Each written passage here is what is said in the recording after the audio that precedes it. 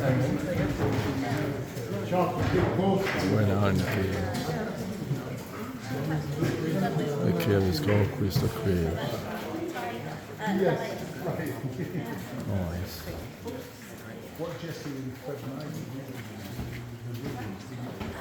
Beautiful down here. In the back of that one. Hear any screaming? So just really quickly before we do go across the bridge, I'll give you guys a little history lesson first. So Crystal Caves, it was discovered back in 1907 by two 13-year-old boys. Their names are Carl Gibbons and Edgar Hollis. And one day they were playing a game of cricket in their backyard. They hit their ball into the trees, went looking for it. They couldn't find their ball, but they did eventually come across a tiny hole in the ground.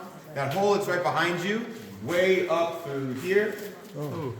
So you'll probably be able to see it a little bit better on the way back out of the cave, because at the top of the stairs, if you look up through there, you'll see a little bit of sunlight coming in. So that was the hole in the boys' backyard. When they found it, they went back home, they got a ton of rope and a tiny lantern. They started lowering themselves down. It's actually about 120 feet from that hole to where you guys are standing right now. To get a ball. It's not worth it. They both live longer than 1906? So the boys, well first, they actually got down here. They fell into the water. Their lantern went out, so they were down here in complete pitch black darkness. But being 13-year-old boys, they thought the best idea was to go swimming around here for about 2 hours just to try and find their ball. And you can probably guess they actually did not find it. So still to this day, that ball has never been found.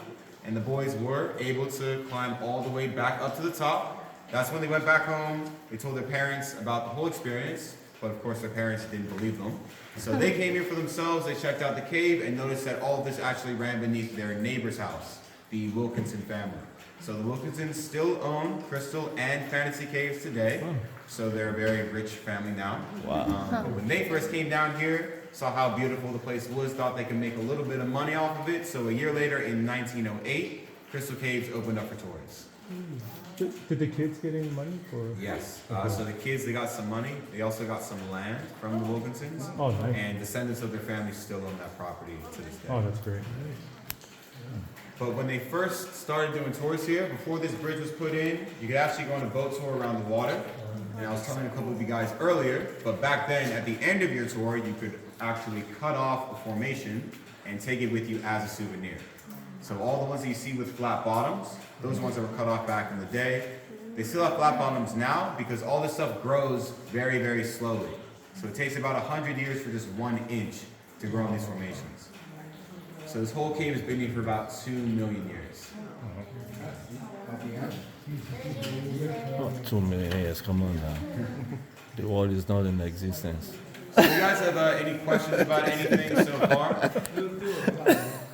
He had asked me what happens when the 2 points meet, like there. What is it called? So when they meet in the middle, it's called a column. So pretty simple, easy to remember. On the ceiling are stalactites, and on the ground are the stalagmites. Are there any living creatures in these caves ever? So fish can sometimes come in. There's 2 tunnels down here that go directly out to the ocean. So they can sometimes come in, but we usually always have the lights off down here, so there's not much for them to eat.